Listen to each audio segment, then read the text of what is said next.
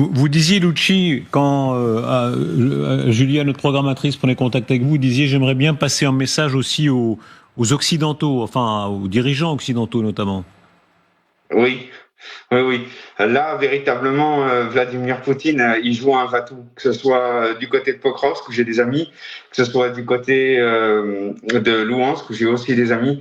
Ils engagent énormément, énormément de troupes. Le fait que Trump arrive, c'est quelque chose. Maintenant, ce qu'il faut dire, c'est on s'en fout de Trump. Il faut pas lâcher maintenant. Ils ont de moins en moins de bon matériel. Ils attaquent avec des véhicules légers. Ils attaquent avec des motos. Ils attaquent avec des caddies de golf. Ils attaquent sous des formes de vagues humaines. On voit bien qu'il y a l'attrition de la guerre qui fonctionne. Et il y aura un moment où on va pouvoir faire la différence. Et c'est à partir de là où les États européens, maintenant, doivent faire le nécessaire et continuer d'emmener du matériel, d'en emmener bien plus.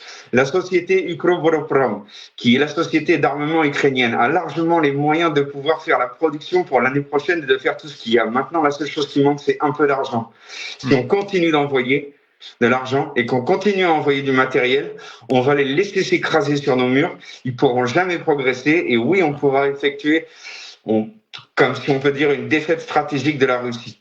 Est-ce que ça veut dire, Lucci, on va pas lâcher. est-ce que ça veut dire que c'est une erreur de parler de négociation? C'est une erreur de parler de négociation. On va débattre tout à l'heure, on va voir, certains parlent de table de négociation avec la Russie. Est-ce que c'est une erreur? Est-ce qu'il faudrait continuer le combat jusqu'à la victoire, comme vous le dites, puisque c'est le moment où la Russie est affaiblie? Oui, il faut continuer le combat. Et quoi qu'il arrive, il y a énormément de militaires ici qui n'abandonneront pas. Si on n'a pas la sécurité de pouvoir se dire que les États ici seront protégés. Moi, j'ai ma famille maintenant ici. Ma femme est enceinte. Je vais avoir un enfant dans pas longtemps.